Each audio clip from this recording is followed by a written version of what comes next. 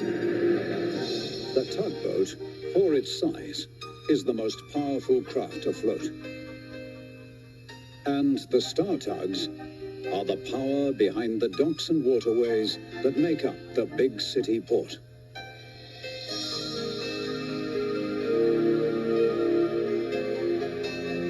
This is Tugs.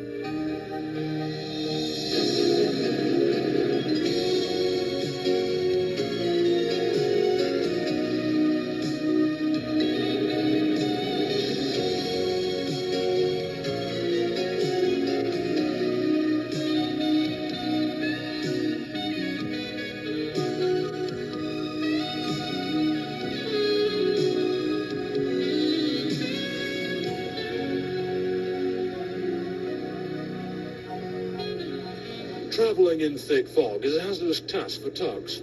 With such poor visibility, it can either make things very difficult or very dangerous, especially as tugs back then didn't have radio or radar. I remember a time, one particular winter, when I had sent 10 cents upriver to deliver a barge of pipes to a factory. He knew the path up there well enough, so getting there wasn't a difficulty for him. Getting back, however, was due to be a completely different story altogether. Oh, well, that's another job done. Better head on home now before it gets dark. But as 10 cents began to move off, he didn't see Billy Shoepack coming along the canal opposite him. He collided with Billy's barge, which sent a case of dynamite into the water. Uh-oh! The old barge was swept up in a huge wave and dragged under. 10 cents and Billy looked on in disbelief. Now look what you've done, 10 cents. You've gone and sunk me barge. Oh, dear, I'm really sorry, Billy. I didn't see you coming. I'd never have brought out otherwise. All right, I'll forgive you this once. Still, it made a lovely big bang, didn't it? All the same, you'll need to salve this wreck before it causes another mishap. I'm off to get help. What? I can't stay up here for this. It'll be dark soon. I need to get back to Big City. You should have thought of that before you sunk my barge. Oh, all right then, Billy. 10 cents reluctantly edged over to the point where the old barge had sank and waited whilst Billy went off to fetch the nearest floating crane. But Billy was gone for a long time. Darkness fell much too quickly, and the mist rolled in from the sea, so thick that soon 10 cents couldn't even recognize the place. Gosh, this fog ain't half thick, is it? Oh, come on, Billy. Where are you already? Here I am. Sorry I took so long. Had to see an owner about a barge. Thanks for your help. I can manage it from here. Good, you're welcome to it. I'll see you around then, Billy. Bye. Ta-ra then, and take care. The fog looks rather thick. Now time I know it. 10 cents had been upriver countless times before, but this was the first time he had ever travelled along it at night. With the thick fog swirling around him, he found it very difficult to keep his bearings. Okay, let's see. Right, Mittsville yet? Oh, I can't even tell where I am in this mist. Let's try this way. Oi, guess where you're going? Ow, stupid bellboy. All right, must be this way then. Setting off down the river, 10 cents hoped that it would be the right way. He travelled for a long time with no signs of any familiar landmarks, and soon he began to worry. What's that? Foghorn? Oh, no, I must be out at sea. Oh, I haven't a clue where I am with this stupid fog. All right, Tensons. All right, calm down. Remember OJ's advice. When in a fog, look for familiar shapes and boats you know. Right. Good, 10 cents, good. Because I'll try to head back, hope to find someone who can help me. Meanwhile, back at the Star Dock, all the other tugs were fast asleep.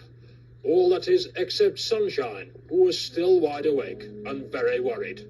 By heck, this fog's getting thick. Where could 10 cents be? Psst. OJ, wake up. Yes, what's happening? OJ, it's 10 cents. No, you're not your Sunshine, you cheeky imp. No, I mean 10 cents hasn't returned. He's been gone for hours. Should have been back after dusk. Oh, dear. Oh, that is serious. Oh, I can see what you mean from that fog. You lot, wake up!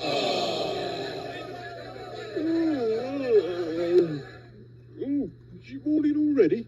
Looks much too early for 6 o'clock. Oh, I say, it's still night, for goodness sake. What right have you got to wake important tugs like myself into plentiful slumber? Stop mourning, Top Hat. Listen, 10 cents isn't home yet. The fog's thicker than usual tonight, so my guess is something's happening or he's missing. Oh, dear, poor little fella. We'll have to go and look for him. Aye, I'm with you, Warrior. We'll need to form a search party. Good thinking, Big Mac, old man. We'll look around all the usual places 10 cents might have passed in the hope that we'll come across him soon. I, of course, will search out at sea just in case. Good thinking, Hercules. In fog like this, even the most experienced of tugs can still wind up in the strangest of places. You lot start looking. I'll join you once I've informed Captain Star. Remember, when in doubt, sound your whistle and let yourself be heard. No problems, my dear. We'll remember. Bother that switch. Of all nights to go and get himself lost. How careless can one be? You cut that out about 10 cents. What's important is to find and bring him home safely, not getting a proper night's sleep. Now then, we'll split up and look in different locations. Keep an eye out for anything that looks or sounds familiar, and always keep a mark on where you're going. Got that? Yes, quite. Message received and understood. Well, what are we waiting for? Let's get looking. With that confident remark, the Star Tugs set off in different directions, each one calling out 10 Cent's name.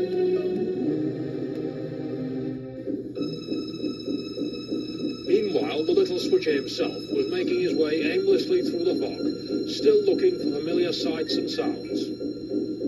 Oh, this is hopeless. I'd be better off mooring up somewhere for the night rather than this. Hey, hang on a minute. I can see a flashing light. That could be Lily. Oh, thank goodness I'm on my way back from there.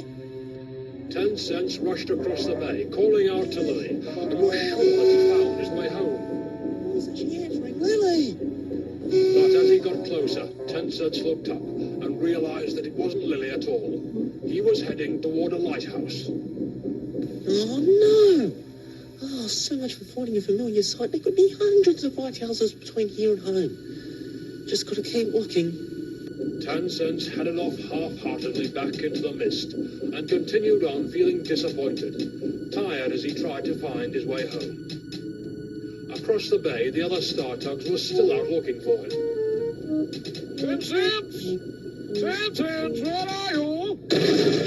Ay, caramba, Warrior, watch where you're going. Warrior. Warrior indeed, is he? What on earth are you doing here anyway? Waiting for someone to come out here and give me a tow into port. How much you want?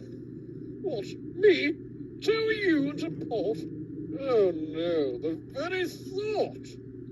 That's a menial job worthy of a lesser tug than I. I pay you any price you want, amigo. I really need to unload these bananas. The only place I'd be able to take you is the breaker's yard. Aside from that, we're all supposed to be out looking for 10 cents. Might as well ask while I'm here. Have you seen him anywhere? In this fog, you'd be lucky. The fog is very thick. Very small chance of being seen. And very little chance of seeing anything else in your way, banana brain.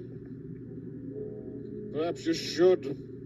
Just wait until you hear Zorro or one of the other Z-stacks and then start moving.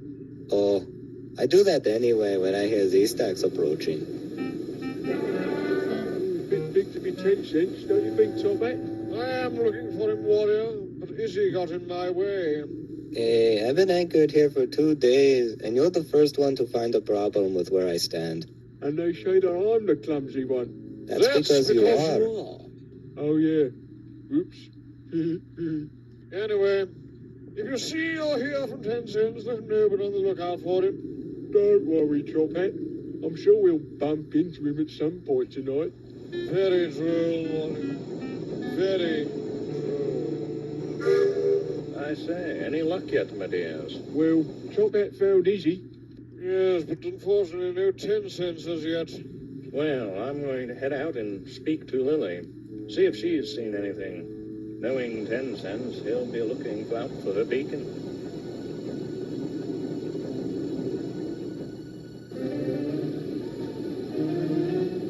Big Mac had made the decision to go upriver and see if 10 cents had run into trouble on his route home.